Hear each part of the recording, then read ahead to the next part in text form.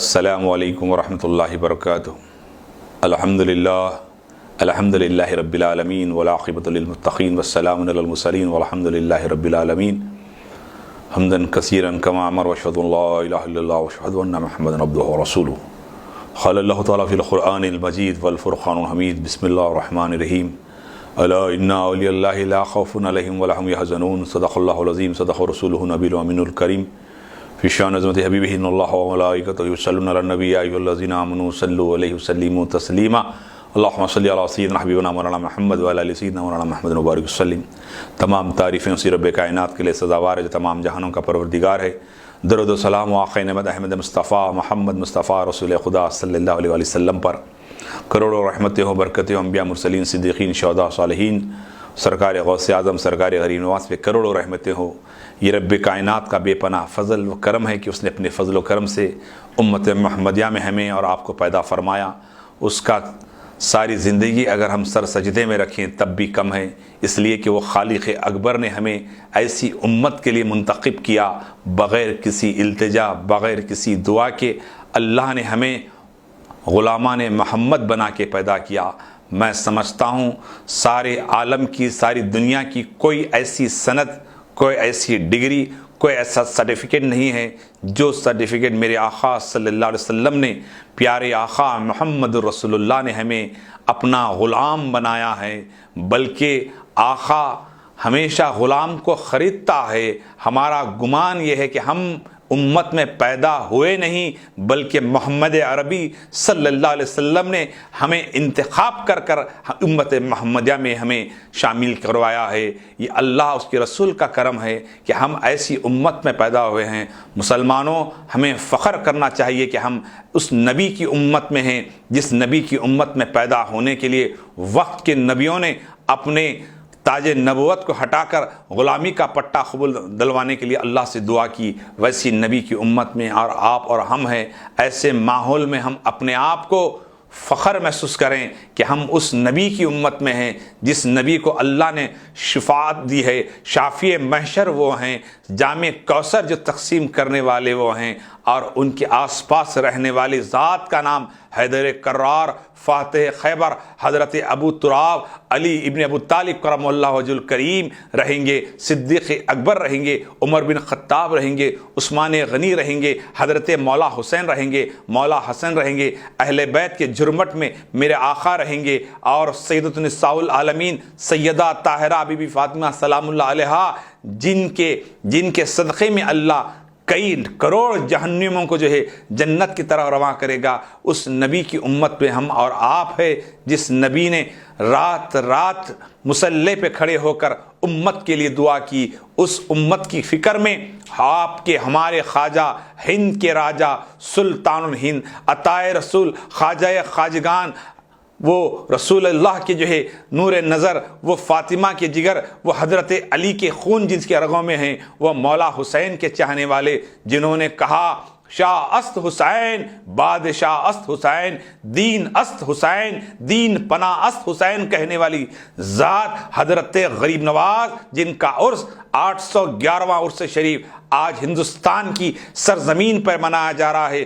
وہ ہند کے راجہ جس کے دربار میں وقت کا وزیر اعظم اپنی جبین ٹیکتا ہے، وقت کا سلطان کوئی بھی ہو وہاں جبین ٹیکتا ہے، مغل بادشاہ ہو اولاد کی تمنا کرتا ہے، منت کرتا ہے، اولاد عطا ہوتی ہے۔ کیوں؟ حضرت غریب نواز کا آستانہ وہ آستانہ ہے جہاں رحمت خداوندی کا، رحمت کا ظہور ہوا کرتا ہے، اس لیے کہ جن کی زندگی اسلام کی شمع کو روشن کرنے میں لگی، جن کی زندگی اللہ رسول کے فرمان کو پھیلانے میں لگی، جن کی زندگی، جنہوں نے اپنی ساری حیات اپنے آپ کو جو ہے غلام محمد بنا کر امت کے حوالے کیا، امت نے انہیں اپنی آنکھوں کا سرما بنا کر، اپنے سر کا تاج بنا کر، اپنے نام سے اپنی غلامی کو غریب نواز کی غلامی میں جو ہے شامل فرما کر انہوں نے آج ہندوستان کی سرزمین پہ میرے آقا غریب نواز رحمت اللہ تعالی علیہ نہ آتے۔ بتاؤ اس علاقے میں کیا ماحول تھا؟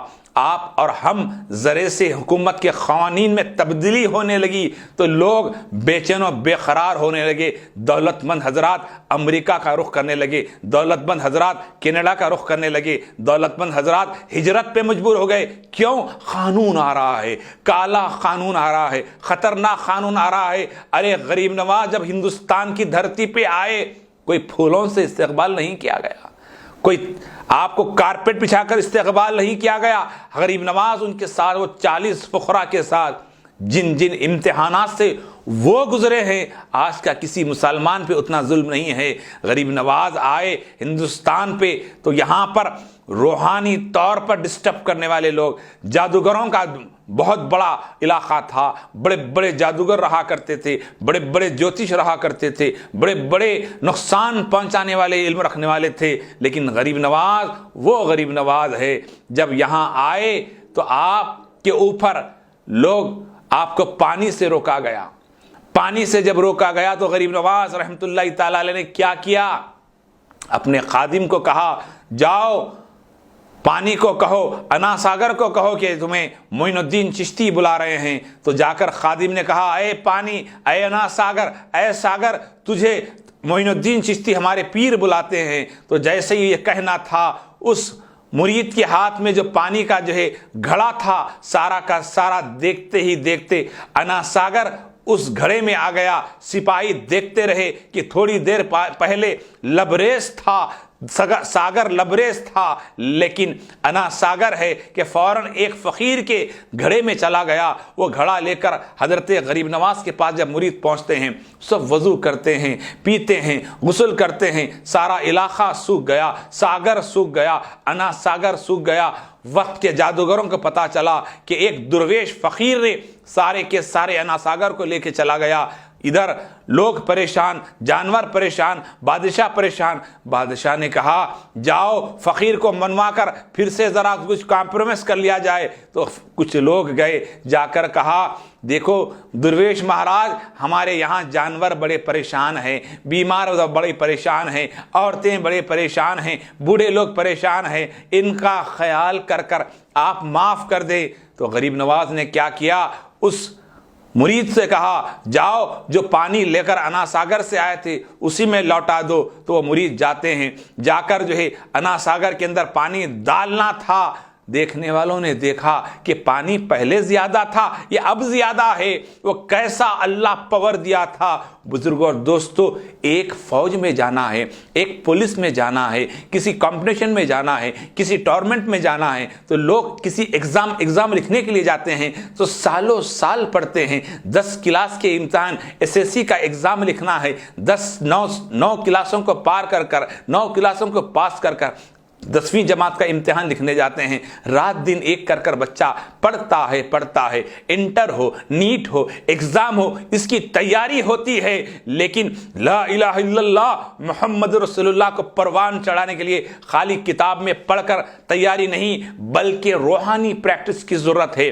روحانی پریکٹس کیا ہے؟ حضرت خواجہ خواجگان حضرت خواجہ عثمان ہروانی رحمت اللہ تعالی علیہ نے غریب نواز کو ایسے سنوارا، ایسے سجا کر کہا اے رب ذوالجلال، کعبے کے سامنے کھڑے ہو کر کہا اے کعبے کے رب، اس حقیر فقیر خواجہ عثمان ہارونی کے پاس کوئی عمل نہیں ہے، کوئی نیکی نہیں ہے، ہاں اگر کچھ ہے تو یہ میرا معین ہے، اس کو قبول فرما۔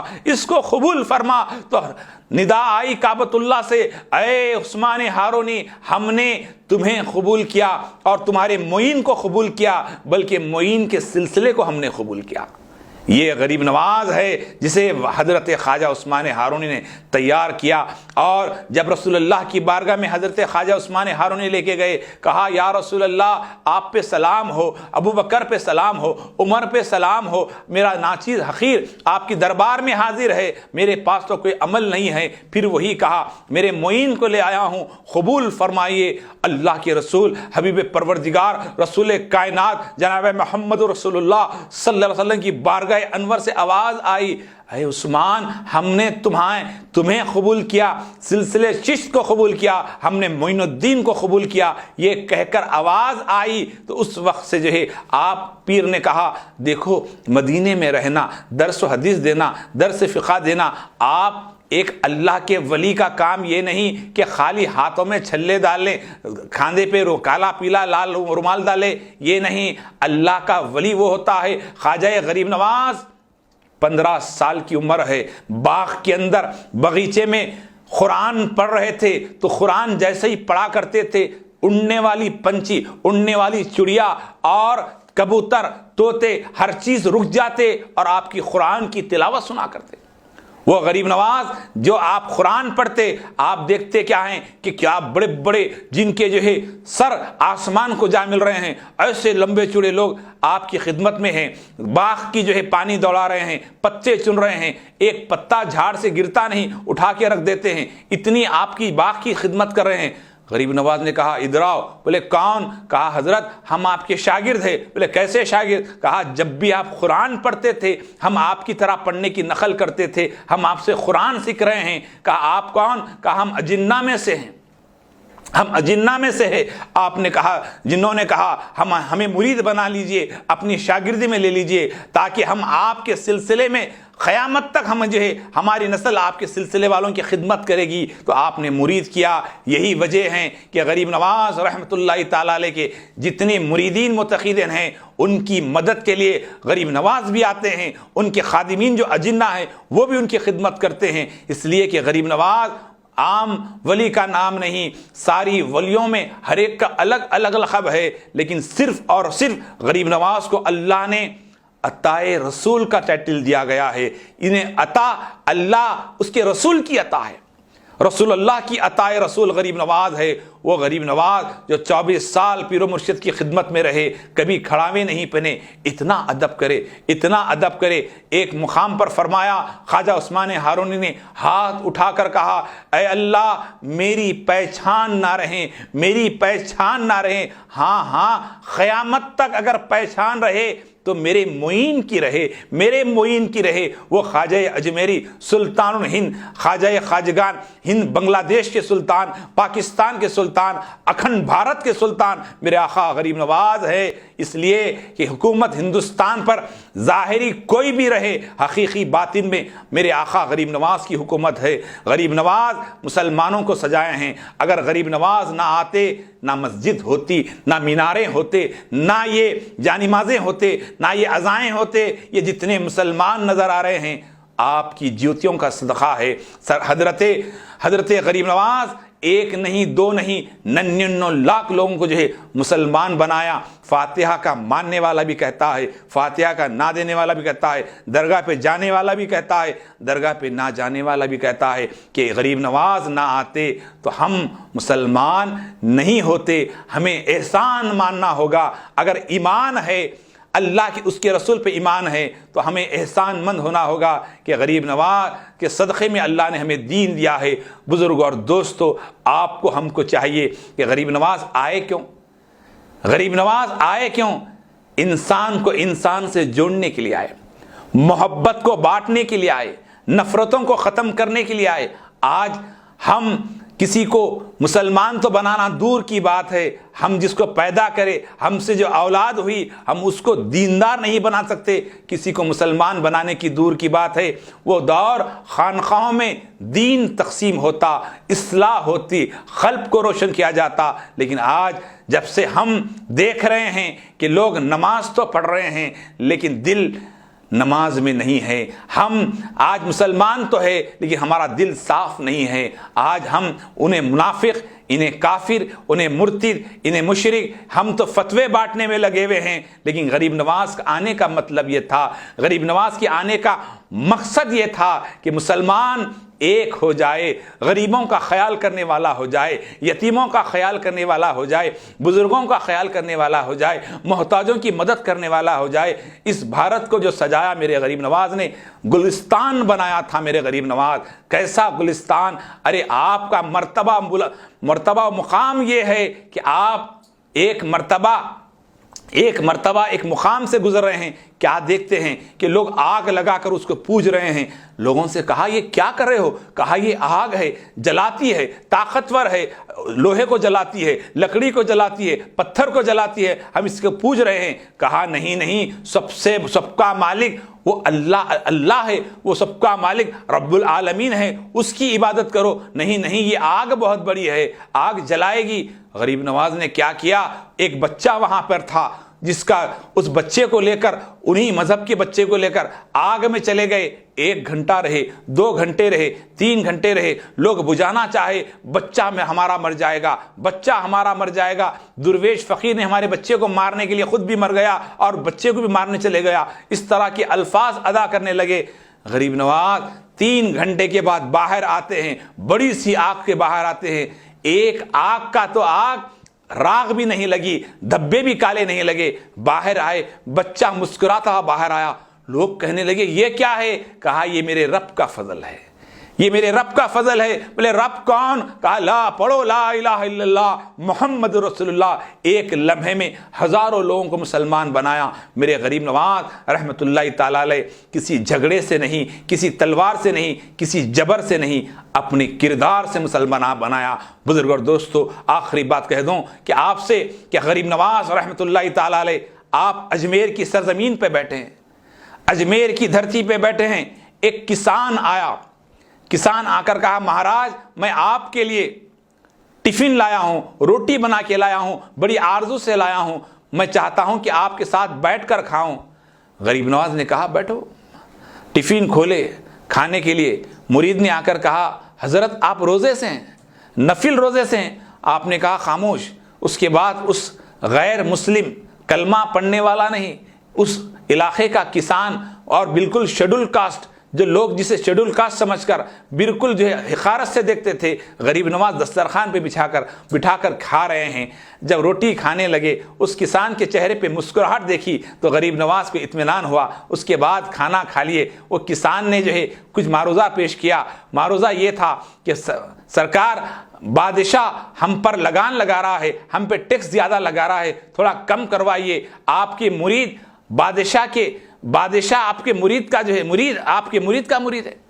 بادشاہ سرکار غریب نواز رحمت اللہ تعالی علیہ کی جو مرید ہے حضرت خواجہ قطب الدین بختیار کاکی رحمت اللہ تعالی علیہ، جن کا غلام وقت کا بادشاہ شمس الدین التمش دہلی کا بادشاہ جن کا مرید ہے۔ بتاؤ، ویسے بڑے پیر ہو کر ایک کسان کے ساتھ بیٹھ کے کھانا کھا رہے ہیں۔ تو کسان نے کہا حضرت انہیں بول کر تھوڑا سا ٹیکس کم کروائیے۔ تو چلو ٹھیک ہے بولتے ہیں۔ کہا تیاری کرو دہلی جانے کی۔ دہلی پہنچے، راستے میں جا رہے ہیں حضرت خواجہ قطب الدین بختیار کا اطلاع ملی کہ پیر اجمیر سے آ رہے ہیں۔ استقبال کے لیے کھڑے رہے، استقبال کرنے کے لیے کھڑے رہے، ملے، ملاقات ہوئی۔ اس کے بعد کہا حضور کس طرح آنا ہوا، حضور کس طرح اجمیر سے دہلی آنا ہوا؟ خواجہ قطب الدین بختیار کاکی نے کہا تو فوراً غریب نواز نے کہا اس کسان کا مسئلہ ہے، تمہارا مرید جو بادشاہ ہے ٹیکس زیادہ وصول کر رہا ہے، ٹیکس کم کرواؤ زمینوں پر۔ تو جیسے یہ کہنا تھا، حضرت خواجہ قطب الدین بختیار کاکی کہنے لگے حضور کسی سے بول بھیجتے تو بہتر تھا، کسی سے کہلوا دیتے تو میں کروا دیتا۔ آپ کو اتنی دور تک چل کر سفر طے کر سفر کی تھکان اتنا کر آپ یہاں آئے۔ تو غریب نواز نے کہا اے خواجہ قطب الدین بختیار کاکی سنو، یہ میں کسی سے بول کر کروا دیتا، لیکن اس کے اطمینان کے لیے، اس کے دل کو خوش کرنے کے لیے میں یہاں تک چلتا ہوا آیا ہوں۔ پتا چلا دل کو خوش کرنے کے لیے وہ کلمہ پڑھنے والا نہیں تھا، وہ لا الہ الا اللہ محمد رسول اللہ پڑھنے والا نہیں تھا، لیکن کسان کو خوش کرنے کے لیے اتنا وقت لگائے۔ اس کے بعد تو وہ جب الفاظ سنتا ہے، کہا کہ آپ سچ ہے مہاراج، آپ کا دین سچ ہے، مجھے کلمہ پڑھا دیجئے، مسلمان بنا دیجئے۔ تو اس نے کلمہ پڑھا۔ الریاض ٹورز اینڈ ٹریولز نزد Riyaz health care clinic Mustafa Nagar Falaknuma Hyderabad. Air ticketing international اور domestic, visa endorsement, immigration, passport داخل کرنے میں تعاون، وزٹ ویزا اور عمرہ ویزا کے لیے ہم سے رابطہ کریں۔ ویسٹرن یونین اور منی گرام کے ساتھ ساتھ دیگر سہولیات بھی موجود۔ Proprietor Mohammed Riyaz Ahmed, Al Riyaz tours and travels. خدمت کا موقع دیں، آپ کا اطمینان ہماری کامیابی۔